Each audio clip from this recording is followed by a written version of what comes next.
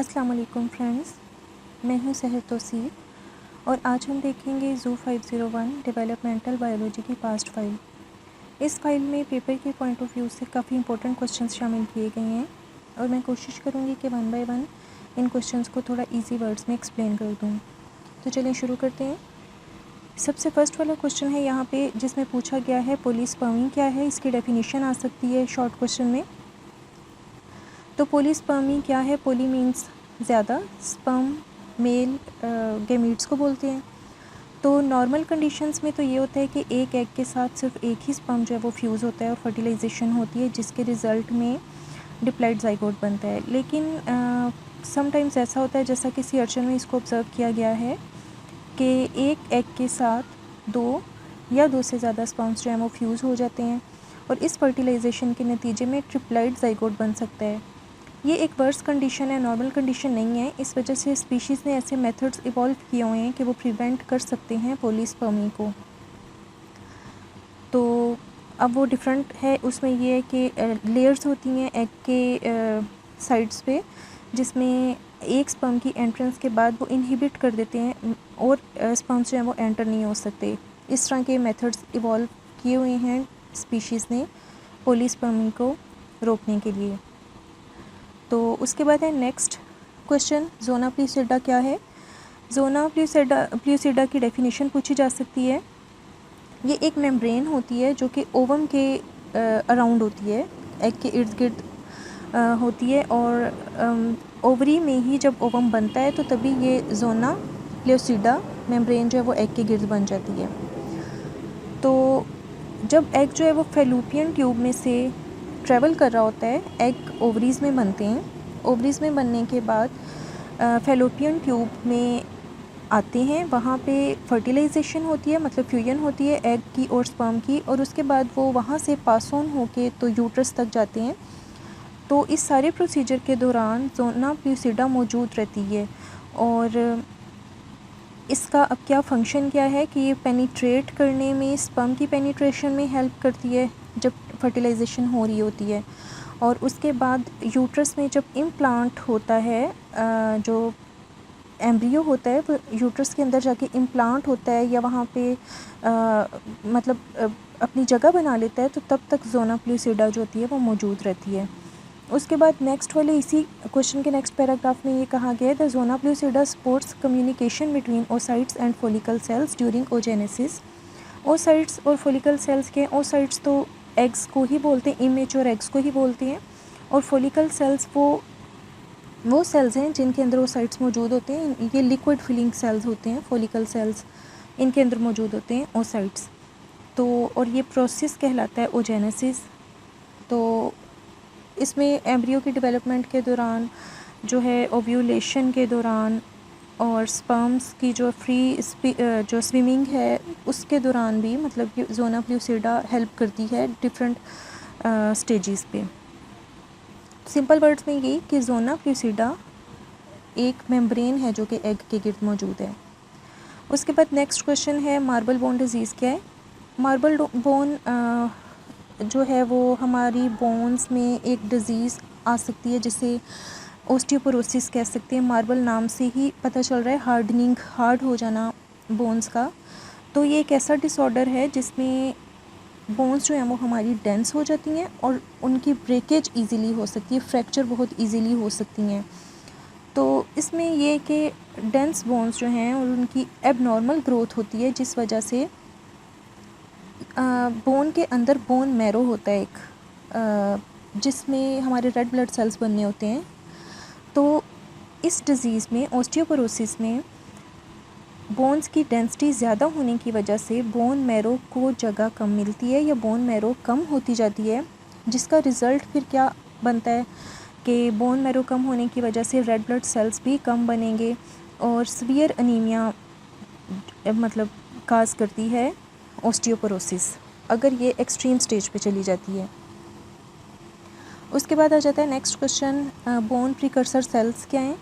Precursor sales असल में होते हैं ऐसे सेल्स जिन्होंने बाद में डिफरेंट चीज़ें बनानी होती हैं, जैसे कि अब बोन्स बनाने से पहले जो सेल्स मौजूद हैं जिन्होंने बाद में डेवलप बोन में होना है, उसको बोलते हैं precursor cells. During intermembranous ossification in the cell, neural crest derived mesenchymal cells proliferate and condense into compact nodules। मतलब ये सेल्स जो होते हैं स्कल की फॉर्मेशन के दौरान न्यूरल क्रेस्ट जो है जो mesenchymal सेल्स को बनाता है वो कॉम्पैक्ट होके कॉम्पैक्ट नोड्यूल्स की फॉर्म में आता है, और फिर बाद में यही सेल्स जो हैं इनमें से कुछ कैपिलरीज बन जाती हैं और कुछ में ऐसी चेंजेस आती हैं कि वो ऑस्टियोब्लास्ट बन जाते हैं। और ये मतलब फंक्शन है बोन प्रिकर्सर सेल्स का।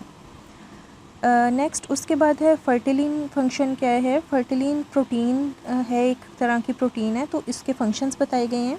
क्या क्या उसके फंक्शंस हो सकते हैं? सबसे पहले in mammals the fertilin proteins in the sperm plasma membrane are essential for sperm membrane egg membrane fusion. सबसे फर्स्ट काम तो इसका ये है कि एग और स्पर्म की फ्यूजन के दौरान, मतलब जब उनकी मेम्ब्रेन सबसे पहले फ्यूज़ करती हैं उसके बाद फिर बाकी ऑर्गेनेली स्पर्म्स के जो हैं वो एग में एंटर होते हैं। तो मेम्ब्रेन्स की फ्यूजन में सबसे पहले ये प्रोटीन जो है ये काम आती है। उसके बाद mouse fertilin is localized to the posterior plasma membrane of the sperm head. It adheres the sperm to the egg by binding the 6β1 integrin protein on the egg plasma membrane. अब यहाँ पे माउस में बताया गया है कि जब mouse में फर्टिलाइजेशन होती है तो फर्टिलिन प्रोटीन जो है वो स्पर्म हेड में मौजूद होती है और वो एग के साथ एडहेयर करने में एक तो हेल्प करती है, और जो इसमें एक स्पेसिफिक प्रोटीन का नाम बता दिया गया 6β1, ये एग की प्लाज्मा मेम्ब्रेन तक उसको पहुंचाती है स्पर्म को।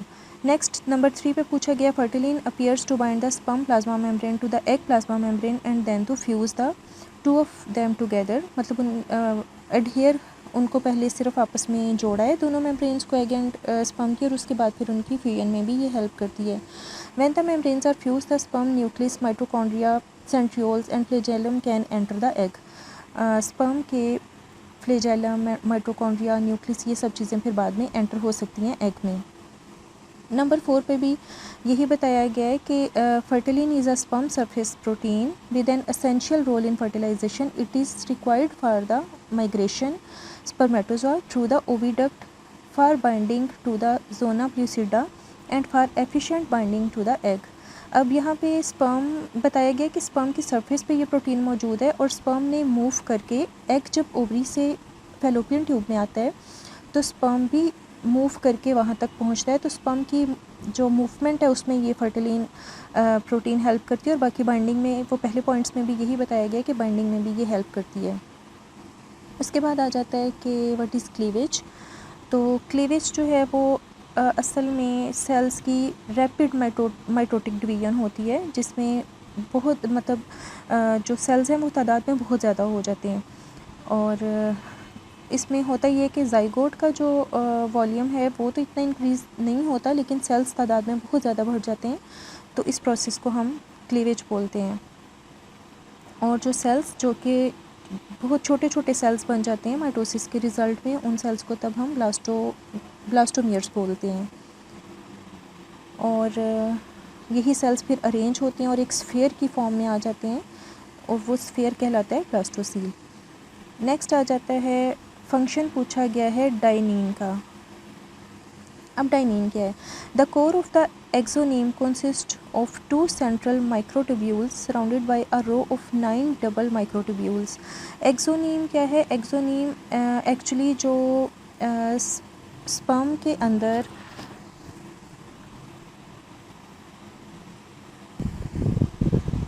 जी डाइनिन जो है वो एक प्रोटीन है जो कि स्पर्म के फ्लैजेलम में मौजूद होती है, और इसका मेन फंक्शन फ्लैजेलम का यही होता है कि उसने मूवमेंट में हेल्प करनी होती है स्पर्म की मूवमेंट में। तो डाइनिन ही असल में वो प्रोटीन है जो कि प्रोपेल करती है, स्पर्म को धकेलती है, वो ट्यूब में मूव करता है, फैलोपियन ट्यूब में मूव करता है फ्यूजन से पहले एग तक पहुंचने के लिए। तो डाइनिन काम कैसे करती है? वो लास्ट वाली लाइन में लिखा गया है कि dynein हाइड्रोलाइजेस molecules of ATP and can convert the released chemical energy into the mechanical energy that propels the sperm। अब ATP जो होते हैं वो एनर्जी मॉलिक्यूल्स होते हैं, तो डाइनिन उन मालिक्यूल्स को हाइड्रोलाइज करती है जिसके रिज़ल्ट में एनर्जी निकलती है, और वो एनर्जी होती है केमिकल एनर्जी। फिर उसको ये मैकेनिकल एनर्जी में कन्वर्ट कर देती है, और वही मैकेनिकल एनर्जी फिर प्रोपेल करती है स्पर्म को, और स्पर्म मूव करके एग तक जाता है। नेक्स्ट क्वेश्चन है ब्लास्टोमियर प्रोग्रेस, मतलब ब्लास्टोमियर प्रोग्रेस है क्या, ब्लास्टोमियर बनता कैसे है। Blastomeres generally progress through a cell cycle consisting of just 2 steps, एक है माइटोसिस एंड दूसरा डीएनए सिंथेसिस। तो ब्लास्टोमियर्स बनते हैं जब क्लीवेज होती है, छोटे छोटे सेल्स बन रहे होते हैं माइटोसिस के नतीजे में, तो वो एक्चुअली ब्लास्टोमियर्स ही कहलाते हैं। तो उसी का ही बताया गया है कि वो माइटोसिस के रिज़ल्ट में बनते हैं और डीएनए सिंथेसिस के रिज़ल्ट में बनते हैं।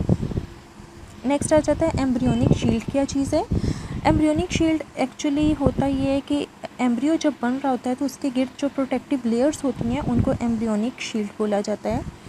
तो the cells of both the epiblast and hypoblast intercalate on the future dorsal side of the embryo to form a localised thickening the embryonic shield. यानी एपीब्लास्ट और हाइपोब्लास्ट क्या हैं? हाइपोब्लास्ट सबसे इनर वाली लेयर होती है और एपीब्लास्ट उसके ऊपर वाली लेयर होती है जब ब्लास्ट्यूला बनता है तब, और सबसे ऊपर एक और लेयर होती है जिसको टोपोब्लास्ट बोलते हैं। ये 3 लेयर्स होती हैं, हाइपोब्लास्ट, एपीब्लास्ट, टोपोब्लास्ट। तो हाइपोब्लास्ट और एपीब्लास्ट आपस में मिलती हैं और थोड़ी थिक होती हैं तो एम्ब्रियोनिक शील्ड बनती है। Also called embryonic shield in the early embryo of mammals. Development के दौरान स्टार्ट में जब एम्ब्रियो होता है तो फिर तब इसको एम्ब्रियोनिक शील्ड बोला जाता है। नेक्स्ट क्वेश्चन में हमसे इन्हांसर की एग्जांपल पूछी गई है इन ह्यूमन। तो पहले तो मैं इसकी डेफिनेशन बताती हूँ कि इन्हांसर है क्या। इन्हांसर डीएनए का एक शॉर्ट सा रीजन होता है, अबाउट 50 to 1500 बेस पेयर तक होता है ये, और ये किसी स्पेसिफिक एक्टिवेटर प्रोटीन के साथ बाउंड होकर ट्रांसक्रिप्शन प्रोसेस को स्टार्ट कराता है। तो इसकी अगर एग्जांपल पूछी जाए ह्यूमन में तो बीटा ग्लोबिन जीन, इसके ऊपर इन्हांसर मौजूद है 3' एंड पर UTR, और इसकी जो रफली इसकी लेंथ होती है वो 700 बेस पेयर्स होती है। उसके बाद नेक्स्ट पूछा गया है homology of Hox genes in Drosophila and mammals. Hox genes होते क्या हैं? हॉक्स जीन्स ऐसे जीन्स हैं जो कि तमाम एनिमल्स में, ऑलमोस्ट सब एनिमल्स में मौजूद हैं, जो ये रिप्रेजेंट करते हैं कि सारे एनिमल्स का एक ही कॉमन एंसेस्टर है, वो एक ही कॉमन एंसेस्टर से पैदा हुए हैं। तो जो हॉक्स जीन्स ड्रोसोफिला और मैमल्स के हैं तो ये काफ़ी हद तक एक दूसरे से मिलते जुलते हैं स्ट्रक्चर में भी और इनका जो एक्सप्रेशन पैटर्न है उसमें भी। तो इससे ये पता चलता है कि ड्रोसोफिला और मैमल्स ये करीब में, मतलब पास्ट में इनका कॉमन इंसेस्टर है। उसके बाद नेक्स्ट क्वेश्चन है causes in the activity cyclin of MPF। अब माइटोसिस प्रोमोटिंग फैक्टर को ही यहाँ पे MPF लिखा है। तो इसके 2 सब यूनिट्स होते हैं। इसमें इन्होंने करना ये होता है कि जो इस एक साइक्लिन बी है, एक इसका सब यूनिट साइक्लिन बी है और दूसरा है साइक्लिन डिपेंडेंट काइनेज। अब जो साइक्लिन बी है इसको मैसेंजर आरएनए एनकोड करते हैं, मैसेंजर आरएनए इसको एनकोड करते हैं साइक्लिन बी को, और ये असल में माइटोसिस को स्टार्ट कराता है। और जो साइक्लिन डिपेंडेंट काइनेज होता है ये सेल डिवीजन को कंट्रोल करने में हेल्प करता है और उसके अलावा ट्रांसक्रिप्शन प्रोसेस में भी ये हेल्प करता है। तो ये दोनों यूनिट्स जो हैं इनके बारे में पूछा जा सकता है कि इनकी क्या एक्टिविटी है माइटोसिस प्रोमोटिंग फैक्टर्स की। नेक्स्ट हमारे पास है टैडपोल। किसको बोलते हैं? टैडपोल जो है वो लार्वल स्टेज होती है एम्फीबियंस में, स्पेशली फ्रॉग और टोड में। तो मोस्टली तो ये एक्वेटिक होते हैं, लेकिन कुछ स्पीशीज़ में ये टैडपोल्स जो हैं वो टेरेस्ट्रियल भी हो सकते हैं, मतलब खुश्की पे भी पाए जा सकते हैं। वैसे ये ज़्यादातर पानी में रहते हैं। उसके बाद है what happened neural tube fail to fuse. अब ये न्यूरल ट्यूब क्या चीज़ है? जब रिप्रोडक्शन के दौरान जब एम्ब्रियो बन रहा होता है तो न्यूरल ट्यूब कैसे बनती है? न्यूरल ट्यूब, न्यूरल फोल्ड्स होते हैं वो आपस में मिलते हैं तो न्यूरल ट्यूब बनती है। अगर उन न्यूरल फोल्ड्स के आपस में मिलने में कुछ प्रॉब्लम हो, वो ठीक तरह से आपस में ज्वाइन ना हो पाए, तो न्यूरल ट्यूब जो है वो सही तरह से नहीं बनेगी। उसके नतीजे में 3 तरह के जो डिफेक्ट्स हैं ना वो आ सकते हैं, जिसमें सबसे पहला डिफेक्ट जो है वो स्पाइना बाइफिडा है, दूसरा है एनसेफेली और थर्ड वाला है एनसेफिलोसील। अब ये तीनों डिफेक्ट्स जो हैं ये बाय बर्थ होते हैं। स्पाइना बाइफिडा में ये होता है कि स्पाइनल कॉर्ड का लास्ट वाला जो स्पाइन होता है वो मिसिंग होता है। एनसेफेली में brain size, head size small होता है, और एनसेफेलोसील में ब्रेन के साथ एक एक्स्ट्रा ग्रोथ हो जाती है, एक्स्ट्रा ब्रेन छोटा सा बन जाता है। उसके बाद नेक्स्ट क्वेश्चन है रेस्टिंग पोटेंशियल मेम्ब्रेन। ये रेस्टिंग पोटेंशियल मेम्ब्रेन क्या है? जब सेल के अंदर और बाहर आइंस की जो कंसंट्रेशन है वो सेम हो जाती है, तो आइंस अंदर और बाहर मूव नहीं करते, तो उस पोटेंशियल को हम रेस्टिंग पोटेंशियल मेम्ब्रेन कहते हैं। यहाँ पे पूछा गया है स्पर्म के बारे में, एक बताया गया है कि the opening of calcium channels involve the receptors activating a question channel for sodium, potassium और calcium which would change the resting potential of the sperm plasma membrane। अब ये जब ओपन होते हैं कैल्शियम चैनल्स, तो उससे प्लाज्मा मेम्ब्रेन जो है स्पर्म का, उसका रेस्टिंग पोटेंशियल चेंज हो सकता है, और जो कैल्शियम चैनल्स हैं उनके ओपन होने से कैल्शियम आइंस जो हैं वो स्पर्म के अंदर एंटर हो सकते हैं। नेक्स्ट है न्यूरल प्लेट क्या चीज़ है? तो न्यूरल प्लेट जो है ये की डेवलपमेंटल स्ट्रक्चर है जो कि सर्व करता है नर्वस सिस्टम की बेस बनाता है, मतलब नर्वस सिस्टम जो है वो न्यूरल प्लेट से ही बनना होता है। तो जो एम्ब्रियो होता है उसकी जो प्रिमिटिव स्ट्रीक होती है, opposite to the primitive streak, वहाँ पे एक्टोडर्मल टिश्यूज़ जो होते हैं वो ज़रा थिक हो जाते हैं, फ्लैटन हो जाते हैं, और फिर वो क्या बना देते हैं, वो न्यूरल प्लेट बना देते हैं। और the region anterior to the primitive node can generally refer to as the neural plate. ये भी न्यूरल प्लेट का ही बताया है कि किस हिस्से को बोल सकते हैं कि जो प्रिमिटिव नोट होती है उसके एंटीरियर वाला जो रीजन है उसको हम न्यूरल प्लेट बोलते हैं। मेनली यही कि न्यूरल प्लेट जो है वो नर्वस सिस्टम की बेस है।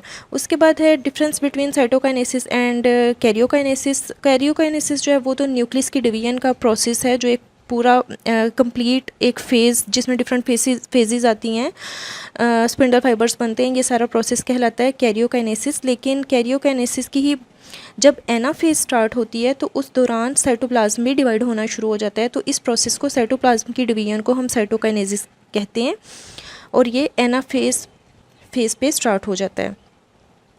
नेक्स्ट क्वेश्चन है इवेंट ऑफ फर्टिलाइजेशन। फर्टिलाइजेशन के इवेंट्स क्या हैं, या फर्टिलाइजेशन एक्चुअली क्या है? The result of fertilisation is a cell capable of undergoing cell division to form a new individual.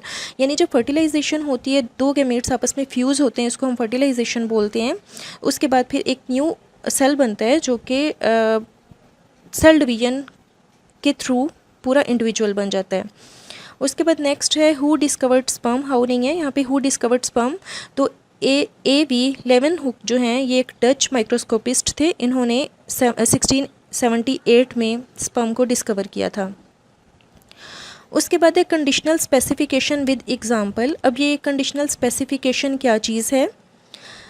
Conditional specification का मतलब ये है कि जब ग्रोथ हो रही होती है, डेवलपमेंट हो रही होती है, तो उस दौरान कुछ सेल्स जो हैं वो न्यू सेल्स बनाते हैं, सेल्फ हेट बनाते हैं। मतलब स्टार्ट में जैसे ब्लास्ट्यूला है, गैस्ट्रुलेशन हो रही है, ब्लास्ट्यूला बनता है, तो जो डिफरेंट सेल्स हैं उन्होंने आगे जाके कौन कौन से ऑर्गन्स बनाते हैं, इसको हम स्पेसिफिकेशन कहते हैं। तो कंडीशनल स्पेसिफिकेशन का मतलब ये है, स्पेसिफिकेशन की 3 टाइप्स होती हैं, उन्हीं में एक है कंडीशनल स्पेसिफिकेशन।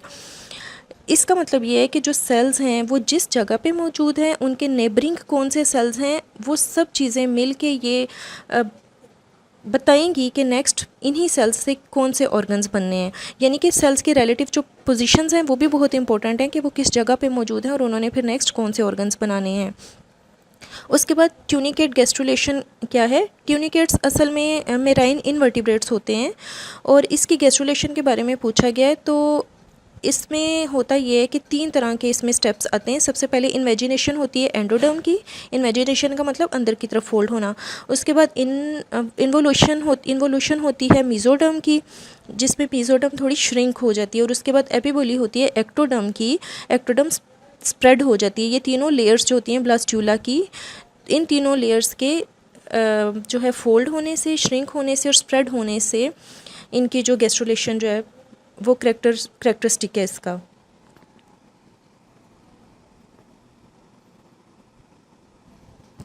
नेक्स्ट क्वेश्चन है एक्टोडर्म डिफरेंस। ये डिफ्रेंसिएशन आना है कि एक्टोडर्म क्या क्या क्या चीज़ें बनाती है।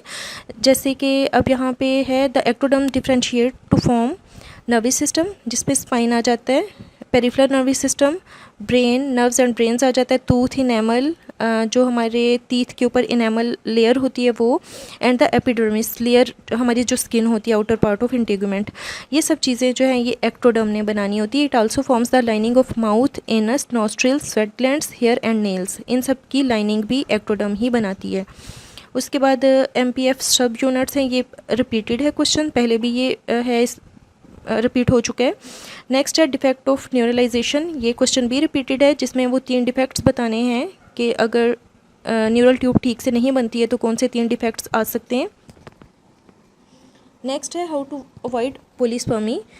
अब पोलिस्पर्मी क्या चीज़ है? पोलिस्पर्मी, ये क्वेश्चन भी रिपीटेड है कि एक से ज़्यादा स्पर्म्स जो हैं वो एंटर हो जाएं अगर एग में, तो उसको पोलिस्पर्मी बोलते हैं। तो उसको अवॉइड करने के लिए मतलब क्या चीज़ें होती हैं? तो 2 तरीके हैं। एक तो फास्ट रिएक्शन, तो ये होता है कि इलेक्ट्रिक चेंज आ जाता है एग प्लाज्मा मेम्ब्रेन में, तो फिर एग प्लाज्मा मेम्ब्रेन मज़ीद जो स्पर्म्स हैं उनको एंटर नहीं होने देती एग में। और दूसरी चीज़ जो आती है वो बन जाते हैं एक्सोसाइटोसिस ऑफ कॉर्टिकल ग्रैनुअल्स, यानी कॉर्टिकल ग्रैनुअल्स बनना शुरू हो जाते हैं जो एग की आउटर लेयर होती है उसमें, उससे भी जो है वो पोलिस्पर्मी को अवॉइड किया जाता है। Next question, defect of neurulation, again वही एनसेफेली और दूसरे वो दोनों थे एनसेफेलोसील और स्पाइना बाइफिडा, ये तीनों जो हैं डिफेक्ट्स वो इसमें हम लिखेंगे। उसके बाद मीरोब्लास्टिक क्लीवेज किसको बोलते हैं? Meroblastic cleavage where in the early cell divisions do not cut through the yolk of the egg, these cells form a blastoderm.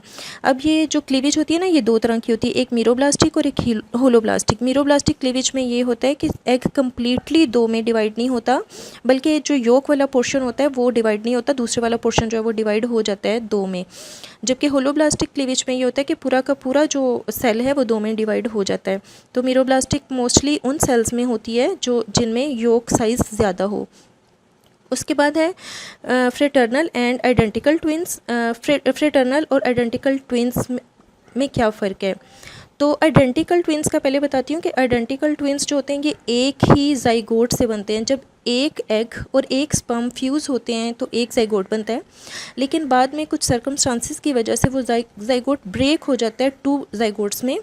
तो इस तरह से बनने वाले जो 2 इंडिविजुअल्स होंगे वो आइडेंटिकल ट्विंस कहलाएंगे, क्योंकि वो एक ही जाइगोट से बने हुए हैं, तो इस वजह से उनके सारे करैक्टरिस्टिक्स सेम होंगे। जबकि जो फ्रेटर्नल ट्विंस होते हैं उसमें ये होता है कि 2 एग्स के साथ 2 sperms at a time fuse करते हैं, और ये दोनों जो इंडिविजुअल्स होंगे उनके करैक्टरिस्टिक्स सेम नहीं होंगे, क्योंकि उनके एग्स और स्पर्म्स दोनों चेंज हैं, अलग अलग हैं, तो ये कहलाते हैं फ्रेटर्नल ट्विंस। उसके बाद आता है question, what is blastocyst. Blastocyst जो 5th या 6th डे होता है आफ्टर फर्टिलाइजेशन, तो सेल्स बड़ी तेज़ी से डिवाइड होते हैं और एक बॉल सी बन जाती है जिसको हम ब्लास्टोसिस्ट कहते हैं। तो इस बॉल के जो सेल्स के अंदर वाले सेल्स का जो ग्रुप होता है वो एम्ब्रियो बन जाता है, और जो आउटर लेयर्स होती हैं वो एम्ब्रियो को प्रोटेक्ट करती हैं और नरिश करती हैं, तो ये कहलाता है ब्लास्टोसिस्ट। उसके बाद नेक्स्ट क्वेश्चन है, how acrosomal reaction initiate in sea अर्चन। सी अर्चन में जो स्पर्म और एग की फ्यूजन होती है, तो स्पर्म का जो हेड एक्रोसोम कहलाता है, उसके रिएक्शन के बारे में पूछा गया है कि वो किस तरह से एग जेली को मतलब डाइजेस्ट करता है, किस तरह से होता है। तो जो स्पर्म का एग जेली कोट के साथ कॉन्टैक्ट होता है ना, उसको हम एक्रोसोमल रिएक्शन बोलते हैं। तो इसमें जो आइंस इन्वॉल्व होते हैं वो हैं कैल्शियम आइंस, और एक्रोसोम का स्पर्म का जो हेड होता है इसमें से कुछ एंजाइम्स रिलीज़ होते हैं जो कि एग जेली को डाइजेस्ट करते हैं, और एग जेली को डाइजेस्ट करके वो एक तरह का रास्ता बनाते हैं स्पर्म के जो ऑर्गेनेलीज़ हैं अंदर न्यूक्लियस और माइटोकॉन्ड्रिया वगैरह, वो फिर वहाँ से मूव करके तो सेल के अंदर जाते हैं। ये हो गया एक्रोसोमल रिएक्शन किस तरह से इनिशिएट होता है। नेक्स्ट क्वेश्चन है, how genetic material exchange in paramecium. Paramecium जो है ना, ये एक यूनिसेलुलर ऑर्गेनिज्म है, तो इसमें 2 तरह के न्यूक्लियाई होते हैं, एक होते हैं माइक्रो न्यूक्लियाई और दूसरा मैक्रो न्यूक्लियस होता है उसमें एक। तो माइक्रो न्यूक्लियाई में तो जेनेटिक मटेरियल होता है और वो आगे पास ऑन होना होता है नेक्स्ट जनरेशन में। तो वो जो सिंपल माइटोसिस होती है, माइटोटिक डिवीजन होती है, उसी के ज़रिए डिवाइड होता है 2 में, और फिर दोनों नेक्स्ट इंडिविजुअल्स में एक एक ये माइक्रो जो न्यूक्लियाई हैं वो चले जाते हैं। उसके बाद जो मैक्रो न्यूक्लियस होता है वो एक और तरह की सेल डिवीजन होती है जिसको एमाइटोसिस बोलते हैं। उसके ज़रिए ये डिवाइड होता है। तो एमाइटोसिस में होता ये कि होती तो ये भी एक तरह की माइटोसिस की तरह की ही डिवीजन है, जस्ट इसमें स्पिंडल फाइबर्स नहीं बनते हैं, सिंपल क्लीवेज होती है। सिंपल एक जो न्यूक्लियस है वो दो में डिवाइड हो जाता है, तो इसको बोलते हैं एमाइटोसिस डिवीजन। उसके बाद नेक्स्ट क्वेश्चन है, what is fate of metencephalon. Fate का मतलब ये होता है कि कौन से एम्ब्रियोनिक सेल्स ने बाद में कौन सा ऑर्गन बनाना होता है।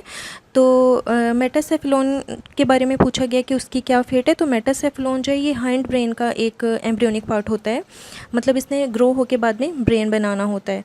उसके बाद नेक्स्ट क्वेश्चन है, फंक्शन ऑफ प्लेसेंटा। प्लेसेंटा क्या है? Placenta acts to provide oxygen and nutrients to the foetus. Foetus बोलते हैं जो ग्रोइंग एम्ब्रियो होता है इनसाइड द मदर बॉडी, उसको हम फीटस बोलते हैं।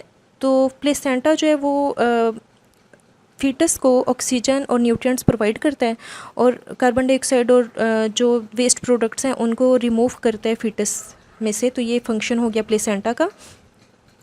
उसके बाद नेक्स्ट क्वेश्चन है, व्हाट इज़ कैम्पोमेलिक डिस्प्लेजिया। कैम्पोमेलिक डिस्प्लेजिया जो है ना, ये एक डिसऑर्डर है जिसमें लिम्स जो हैं वो बेंट हो जाते हैं, बेंट मतलब मुड़ जाते हैं। तो इसमें स्केलेटन, रिप्रोडक्टिव सिस्टम जो है और दूसरे बॉडी पार्ट्स का भी ये सीवियर डिसऑर्डर होता है। ये कंडीशन जो है न्यू बॉर्न बेबी के लिए फाटल भी हो सकती है, मतलब कि ज़रूरी नहीं है कि वो बेबी जो है वो नेक्स्ट ज़िंदा रहे। उसके बाद नेक्स्ट है कॉर्टिकल ग्रैनुअल रिएक्शन। क्या चीज़ है? कॉर्टिकल ग्रैनुअल्स अब क्या हैं? जैसा कि पिछले क्वेश्चंस में भी है कि जब स्पर्म फ्यूज़ होता है एग में तो पोलीस्पर्मिंग को रोकने के लिए कुछ प्रोसेसेस होते हैं, तो उनमें एक है कॉर्टिकल ग्रैनुअल रिएक्शन। जैसे ही स्पर्म जो है वो एग जेली के साथ कांटेक्ट में आता है तो एग जेली या आउटर कोट जो एग का है उसमें कॉर्टिकल ग्रैनुअल्स बनना शुरू हो जाते हैं। तो वही ग्रैनुअल्स जो हैं वो बाद में पोलीस्पर्मी को रोकते हैं, मतलब नेक्स्ट जो स्पर्म्स हैं उनको एंटर होने से रोकते हैं।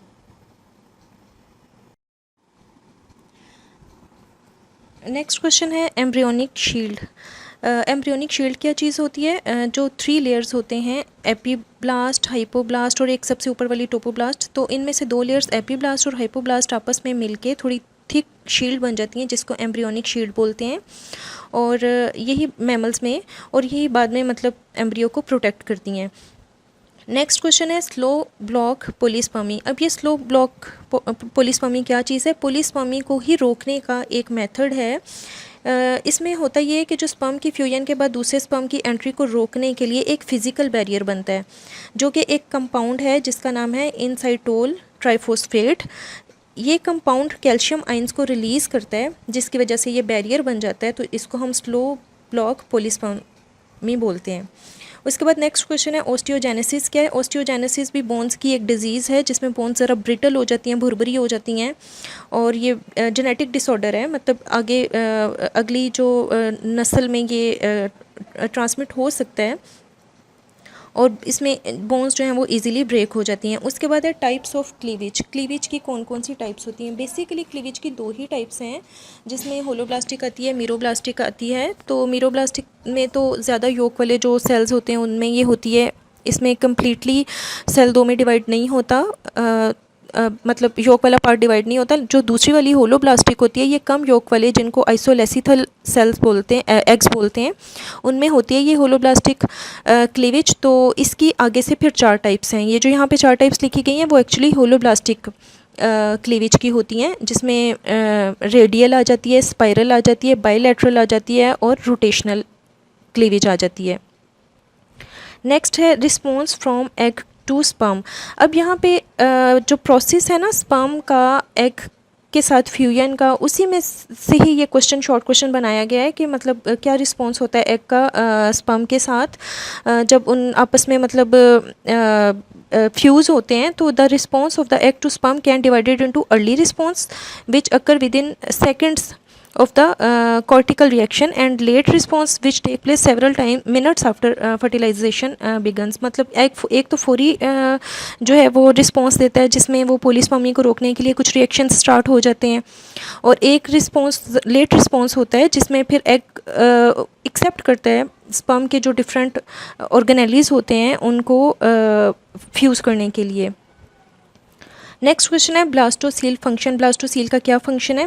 The blastocoel probably serves to major function. Blastocoel वो कैविटी होती है जो ब्लास्टोसिस्ट में बनती है, सेंटर में एक कैविटी सेल्स की अंदर बन जाती है, उसको बोलते हैं। तो इसके दो फंक्शन हैं कि ये सेल माइग्रेशन को परमिट करता है, मतलब सेल माइग्रेशन इसकी वजह से होती है गैस्ट्रुलेशन के दौरान, और फिर जब सेल्स माइग्रेट करके अपनी जगह चेंज करेंगे तो वो फिर डिफरेंट ऑर्गन्स बनाएंगे। उसके अलावा ये सेल्स को प्रिवेंट करता है, मतलब जो प्री मेच्योरली वो इंटरेक्ट ना कर सकें, मतलब सेल्स एक ख़ास टाइम पे जाके ही आपस में इंटरेक्ट करें और नेक्स्ट ऑर्गन्स बनाएं, वो प्री मेच्योरली आपस में इंटरेक्ट ना कर सकें।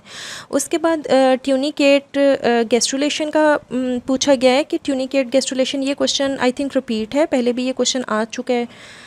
इसमें ट्यूनिकेट जो वो मेराइन एनिमल्स होते हैं ना, उनकी गैस्ट्रुलेशन के बारे में पूछा गया। उसके बाद प्रोटोजोन्स क्या हैं? It is an informal term for single celled eukaryotes के बारे में है। ये फ्री लिविंग भी हो सकते हैं और पैरासाइटिक भी हो सकते हैं, और ऑर्गेनिक मैटर को ये अपनी फूड के तौर पे लेते हैं। और उसके अलावा नेक्स्ट है स्टीरियोब्लास्टुला। क्या है? Blastula produced by radial cleavage have no blastocoel and are called stereoblastula. ऐसा ब्लास्टुला जो इसी ट्रांसक्रिप्शन प्रोसेस को इन्हांस करता है, मतलब उसको आगे चलाता है। उसके बाद है मोड ऑफ कमिटमेंट। क्या है? मोड ऑफ कमिटमेंट की 3 टाइप्स हैं, ऑटोनोमिक कमिटमेंट या स्पेसिफिकेशन एक ही चीज़ है। तो अब ये होता क्या है, स्पेसिफिकेशन या कमिटमेंट क्या चीज़ होती है? जो सेल्स होते हैं अर्ली डेवलपमेंट में, एम्ब्रियो के अंदर जो सेल्स होते हैं, उन सेल्स ने बाद में जाके कौन से ऑर्गन्स बनाने हैं, ये चीज़ कहलाती है स्पेसिफिकेशन। तो इसके 3 मोड्स हैं, 3 तरह की स्पेसिफिकेशन हो सकती है। एक होती है ऑटोनोमस, एक कंडीशनल और एक होती है सिंकाइटियल।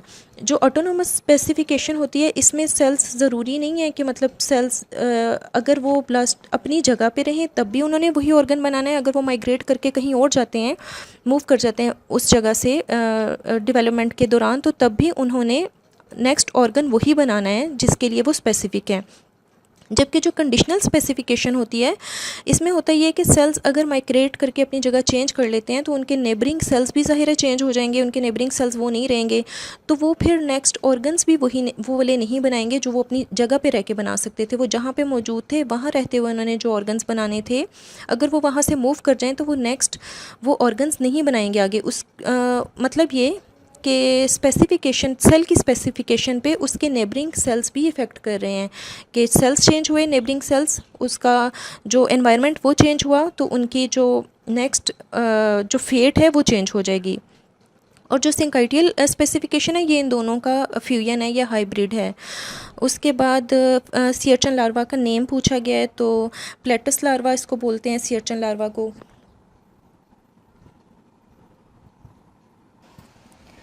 नेक्स्ट क्वेश्चन है हमारा हाउ न्यूरल ग्रूव फॉर्म। नहीं, उससे पहले क्वेश्चन है क्लीवेज इन सियरचन।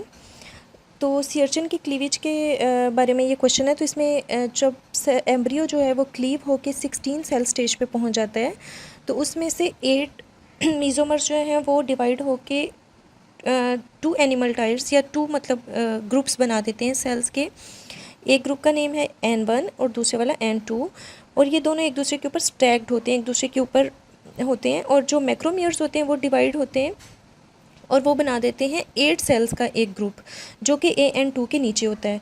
ये AN1 AN2 ये दोनों ऊपर होते हैं और उसके नीचे मैक्रोमियर्स होते हैं जो डिवाइड होके एक और सेल्स जो है उसका ग्रुप बना देते हैं। Next question, how neural groove form. तो न्यूरल ग्रूव क्या चीज़ है? Shortly after the neural plate has form, जब न्यूरल प्लेट बन जाती है तो इसके एजेस जो इसके किनारे होते हैं वो थोड़े थिक होकर ऊपर की तरफ मूव करते हैं, ऊपर की तरफ फोल्ड हो जाते हैं और एक यू शेप स्ट्रक्चर बन जाता है जिसको न्यूरल ग्रूव बोलते हैं। और इसका फ्यूचर में यही है कि ये लेफ़्ट और राइट साइड्स बनाती हैं एम्ब्रियो के। Next, what is cone growth. Cone growth एक तरह से एक्सोन की ग्रोथ में हेल्प करने वाला एक फैक्टर होता है, जो कि न्यूरॉन सेल में डेंड्राइट्स और एक्सोन्स मौजूद होते हैं। डेंड्राइट्स शॉर्ट होते हैं, ज़्यादा दूर तक नहीं होते सेल बॉडी से, जबकि जो एक्सोन होते हैं वो कई फीट तक लंबे हो सकते हैं। अब एक्सोन की लेंथ को बढ़ाने के लिए जो फैक्टर होता है उसको कोन ग्रोथ बोलते हैं। उसके बाद नेक्स्ट क्वेश्चन है, व्हाट इज़ हाइपोब्लास्ट।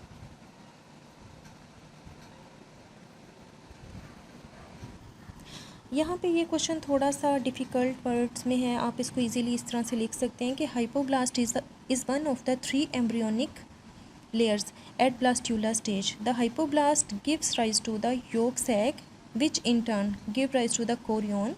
chorion जो birds में होती है तो ये जो है वो outer layer बनाती है, और अगर mammals में है तो फिर ये placenta बनाती है। नेक्स्ट क्वेश्चन है मेटासेफिलॉन, इसके बारे में पूछा गया है। तो अर्ली डेवलपिंग एम्ब्रियो में ये पार्ट जो होता है ये बाद में सेरिबेलम बनाता है, और सेरिबेलम क्या है, ये हमारे ब्रेन का एक पार्ट होता है जो मूवमेंट, पोस्चर और बैलेंस के लिए रिस्पॉन्सिबल होता है।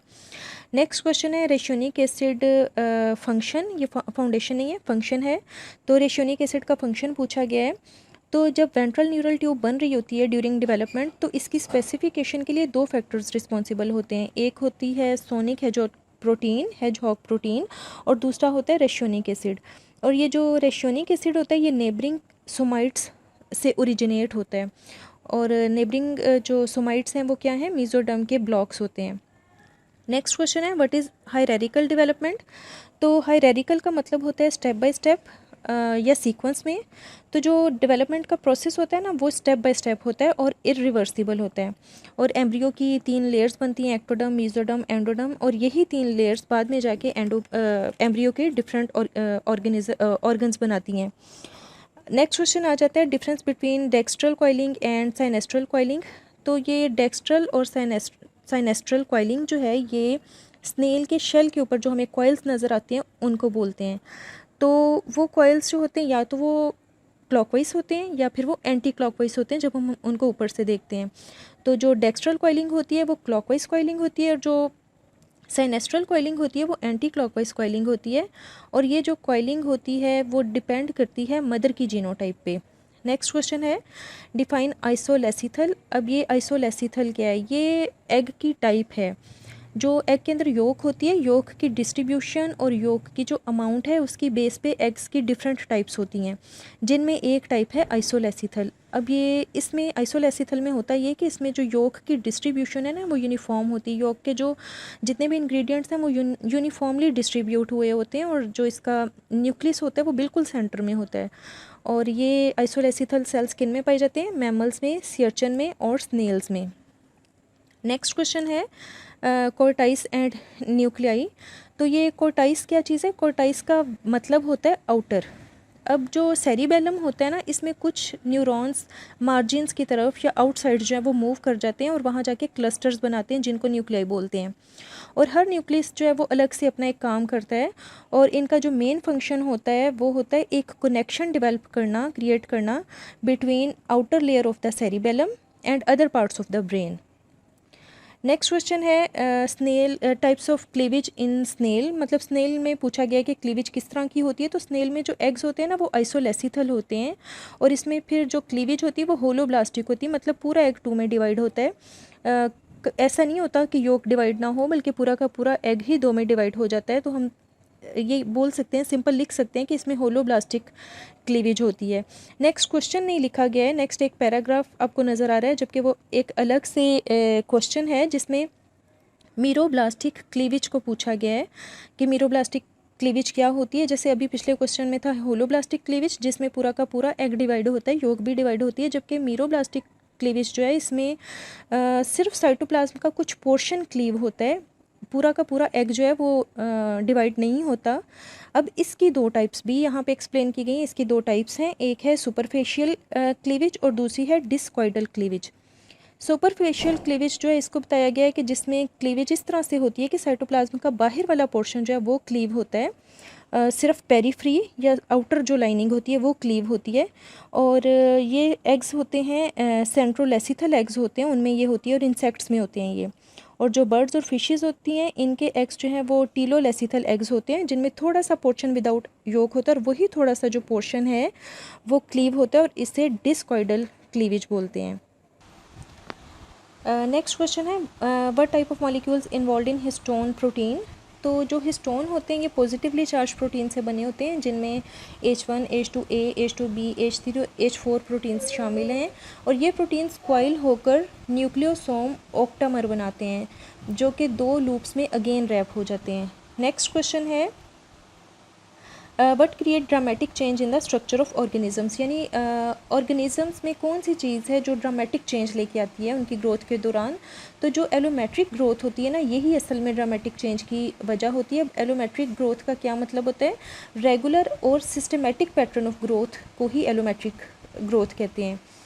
नेक्स्ट क्वेश्चन है वाई ट्यूनिकेट गिव नेम, मतलब ट्यूनिकेट्स को ये नाम क्यों दिया गया? तो ट्यूनिकेट का मतलब होता है कवर्ड। ये मेराइन ऑर्गेनिजम्स होते हैं जो फ्लेक्सिबल होते हैं और इनका एक एंड जो है वो किसी ऑब्जेक्ट के साथ अटैच्ड होता है और इनकी 2 ओपनिंग्स होती हैं जिनको हम साइफन्स भी बोलते हैं। नेक्स्ट आ जाता है question transcription factor group together. अब यहाँ पर ट्रांसक्रिप्शन फैक्टर्स के बारे में पूछा है कि मतलब उनका क्या फंक्शन होता है। तो ट्रांसक्रिप्शन फैक्टर्स ने ट्रांसक्रिप्शन को स्टार्ट कराना होता है और डिफरेंट ट्रांसक्रिप्शन फैक्टर्स के मिलने से प्री इनिशिएशन कॉम्प्लेक्स बनता है। और जिन फैक्टर्स के यहाँ पे डिफरेंट नेम्स दिए गए हैं इस क्वेश्चन में। उसके बाद नेक्स्ट जो वो 2 क्वेश्चंस है ना, ये तो रिपीटेड हैं।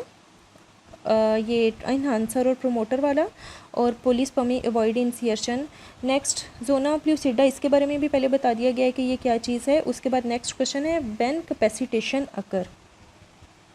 अब कैपेसिटेशन का मतलब होता है स्पर्म किस टाइम और किस स्टेज पे ओवम को फर्टिलाइज करता है, उसको हम कैपेसिटेशन बोलते हैं। इसमें 2 फैक्टर्स इन्वॉल्व होते हैं।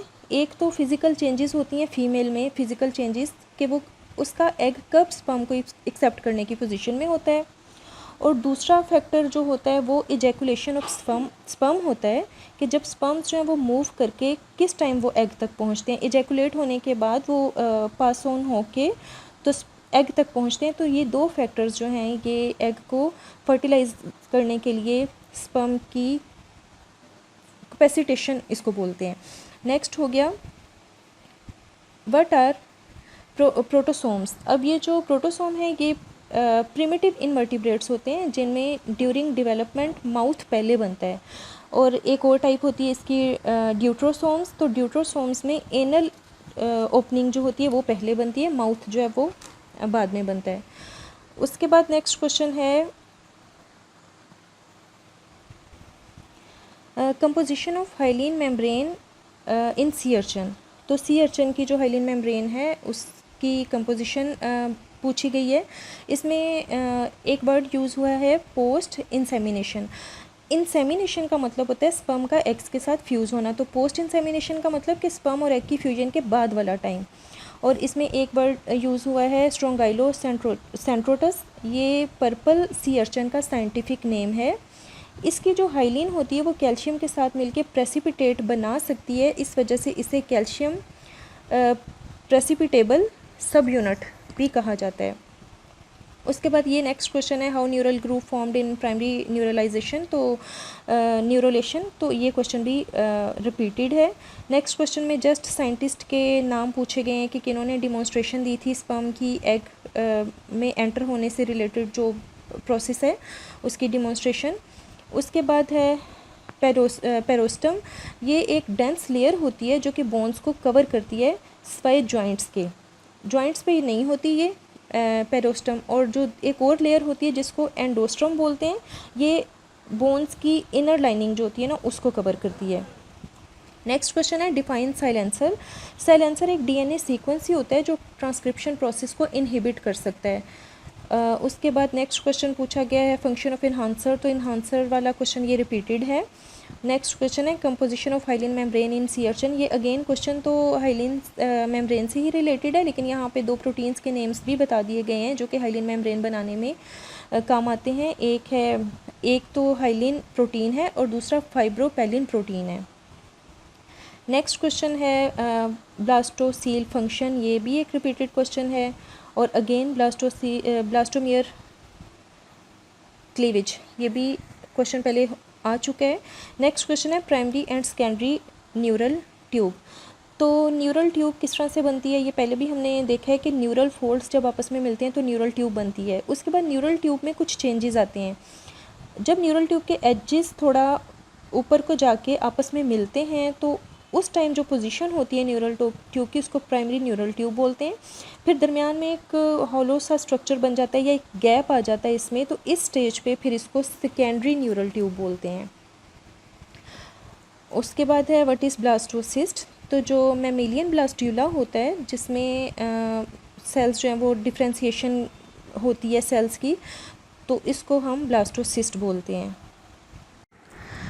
नेक्स्ट 2 क्वेश्चंस जो हैं वो तो रिपीटेड हैं। उसके बाद फिर नेक्स्ट क्वेश्चन आता है write two major different pathways of neural crest cells. मतलब यहाँ पे न्यूरल क्रेस्ट सेल्स की माइग्रेशन के जो 2 डिफरेंट पाथवेज होते हैं उनके बारे में पूछा गया है। तो जो न्यूरल क्रेस्ट सेल्स होते हैं वो 2 तरफ मूव करते हैं, एक तो डॉर्सोलैटरली मूव करते हैं और दूसरा वेंट्रोलैटरली मूव करते हैं।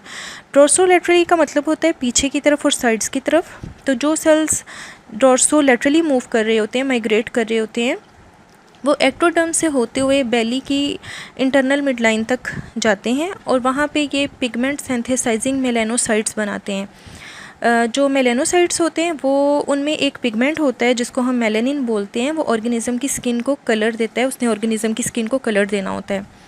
सेकेंड पाथवे जो सेल्स का है जिधर से वो माइग्रेट करते हैं वो है वेंट्रोलैटरली, मतलब आगे की तरफ और साइड्स की तरफ मूव करते हैं। तो जब वो interior half of the sclerotome से गुज़रते हैं तो ये फिर स्पाइन की वर्टिब्रल कार्टिलेज बनाते हैं। तो अब ये स्क्लेरोटॉम क्या चीज़ है? मीज़ोडर्मल सेल्स के कुछ ब्लॉक्स होते हैं जिनको हम सोमाइट्स बोलते हैं और ये उनसे ही बने होते हैं। इसके अलावा वैगल और सैक्रल न्यूरल क्रेस्ट के सेल्स जो होते हैं वो पैरासिम्पैथेटिक गैंग्लियन बनाते हैं गट की, और जो कार्डियक न्यूरल क्रेस्ट के सेल्स होते हैं वो बनाते हैं melanocytes, neurons, cartilage and connective tissues. उसके बाद नेक्स्ट 2 क्वेश्चंस जो हैं वो भी रिपीटेड हैं। उसके बाद पूछा गया है difference between germ cells and somatic cells.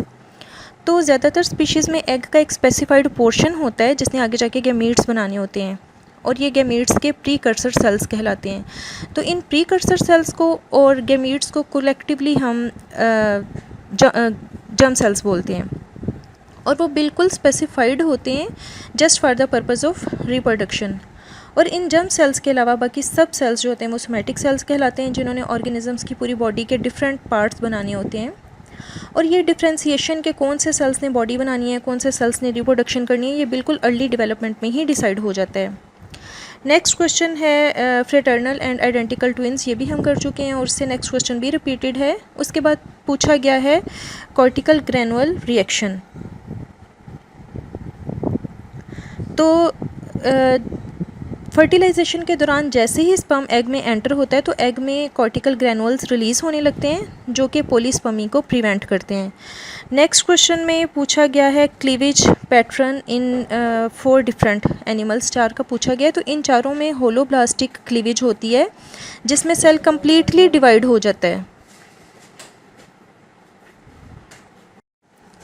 मगर होलोब्लास्टिक क्लीवेज की सब टाइप्स होती हैं। तो सी अर्चन में रेडियल क्लीवेज होती है, स्नेल में स्पाइरल, ट्यूनिकेट में बायलैटरल एंड नीमाटोड्स में रोटेशनल होती है। मगर सी अर्चन और ट्यूनिकेट्स में एक्सिस जहाँ से क्लीव होनी होती है वो बिल्कुल स्टार्ट में ही डिटरमिन हो जाता है। नेक्स्ट क्वेश्चन में पूछा गया है हाइपोब्लास्ट का, ये कैसे बनता है। तो पहले हमें ये देखना होगा कि हाइपोब्लास्ट क्या चीज़ होती है। ये एक लेयर होती है जो कि मैमल्स में तो इनर सेल मैस से अराइज़ होती है, लेकिन बर्ड्स और रेप्टाइल्स में ये ब्लास्टोडिस्क से अराइज़ होती है। हाइपोब्लास्ट ने बाद में जाके योक सैक बनाना होता है और यही योक सैक फिर फर्दर कोरियोन बनाता है। अब ये बनती कैसे है? इसमें होता यह है कि गैस्ट्रुलेशन के फ़ौरन बाद जो पोस्टीरियर मार्जिन्स होते हैं ब्लास्टोडर्म के, वहाँ से सेल्स की एक शीट माइग्रेट करती है जो कि एंटीरियर की तरफ जाती है, एंटीरियर की तरफ मूव कर रही होती है और सेल्स की ये शीट बिल्कुल अलग सी नज़र आ रही होती है क्योंकि इसमें एक थिकनिंग सी होती है और एक ग्रुप होता है सेल्स का जिसे हम कोलर्स सिकल बोलते हैं। अब ये जो शीट होती है माइग्रेट करते हुए पहले से बनी हुई पोली इन्वेजिनेशन आइसलैंड्स जो होते हैं उनके साथ ज्वाइन कर लेती है, तो इस तरह से सेकेंडरी हाइपोब्लास्ट बनता है। उसके बाद नेक्स्ट लार्वल स्टेज पूछी गई है फ्रॉग की, ये क्वेश्चन भी हो चुका है, और फिर identical twins and paternal twins इसका भी हो चुका है। उसके बाद आ जाता है डिफरेंस बिटवीन मोनोस्पर्मी एंड पोलीस्पर्मी। तो मोनोस्पर्मी में ये होता है कि अगर एक ही स्पर्म एग को फर्टिलाइज़ कर रहा है तो फिर वो मोनोस्पर्मी कहलाएगी, और अगर एक से ज़्यादा स्पर्म्स एग को फर्टिलाइज़ करते हैं तो वो फिर पोलीस्पर्मी कहलाएगी। उसके बाद नेक्स्ट क्वेश्चन है व्हाट इज़ ऑस्टियोट्रोपोब्लास्ट। तो ये एक स्ट्रक्चर होता है जो कि प्लेसेंटा में बनता है और यही डिसाइड करता है कि कौन से न्यूट्रिएंट्स और हार्मोन्स जो हैं वो प्लेसेंटा से पास ऑन होकर फीटस तक जाएंगे और कौन से नहीं। उसके बाद फिर आगे क्वेश्चन है एनाटॉमिकल अप्रोच। तो एनाटॉमिकल अप्रोच जो हैं वो उनकी 2 अप्रोचेस फर्दर आगे से बताई गई हैं कि हम किन चीज़ों को स्टडी करते हैं, जैसा कि टेराटोलॉजी है जिसमें बर्थ डिफेक्ट्स को स्टडी किया जाता है, और दूसरा है मैथमेटिकल मॉडलिंग जिसमें हम इक्वेशंस के थ्रू जो है वो डेवलपमेंटल प्रोसेस को स्टडी करते हैं। उसके बाद नेक्स्ट क्वेश्चन है what is mental and ventricular zone. तो जब डेवलपमेंट हो रही होती है तो जब कोई भी न्यू लेयर बनती है ड्यूरिंग डेवलपमेंट तो उसको न्यू लेयर को हम मेंटल बोलते हैं, और इससे नीचे वाली लेयर्स फिर जो हैं वो वेंट्रिकुलर जोन कहलाती हैं। उसके बाद नेक्स्ट क्वेश्चन है स्पीशीज़ स्पेसिफिक रिकॉग्निशन इन सी अर्चन। इसका मतलब ये है कि फर्टिलाइजेशन के दौरान सी अर्चन में एग जेली में कुछ स्पीशीज़ स्पेसिफिक कीमो अट्रैक्टेंट्स मौजूद होते हैं जिनकी वजह से सेम उसी स्पीशीज़ के ही स्पर्म एग को अट्रैक्ट करके उसको फर्टिलाइज़ करते हैं, कोई दूसरी स्पीशीज़ के स्पर्म्स उसको फर्टिलाइज़ नहीं कर सकते। Next question how avoid polyspermy, ये भी रिपीटेड है। उसके बाद नेक्स्ट क्वेश्चन है कीमोटैक्सिस। यहाँ पे टॉक्सिस लिखा गया है, ये कीमोटैक्सिस है। तो कीमोटैक्सिस क्या है, किसी ऑर्गेनिज्म की किसी भी केमिकल के रिस्पॉन्स में जो मूवमेंट होती है उसको कीमोटैक्सिस बोलते हैं, चाहे वो किसी केमिकल की तरफ हो या उससे दूर हो, इसको हम कीमोटैक्सिस बोलते हैं। उसके बाद है next type of egg in insect. यहाँ पे मतलब ये पूछा गया कि इंसेक्ट का एग किस टाइप का होता है, तो उसमें कुछ करेक्टरिस्टिक्स हम बता देंगे। तीन बेसिक चीज़ें होती हैं इंसेक्ट के एग में। एक तो ये मेगालेसिथल होते हैं। मेगालेसिथल का मतलब होता है जिसमें योक की अमाउंट बहुत ज़्यादा हो। दूसरा ये पॉलीलेसिथल होते हैं। पॉलीलेसिथल मींस कि इनका एग शेल जो होता है वो कैल्केरियस होता है। और तीसरी चीज़ ये सेंट्रोलेसिथल होते हैं, मतलब जो एग योक होती है वो बिल्कुल सेंटर में होती है। इसके अलावा इसमें 2 लेयर्स भी होती हैं एग्स में, एक तो होती है विटलाइन मेम्ब्रेन और दूसरी होती है primary egg membrane. Next question जो है वो भी हम कर चुके हैं, 2 क्वेश्चन हम कर चुके हैं, और लास्ट पे क्वेश्चन आता है वेजिटल एंड एनिमल पोल।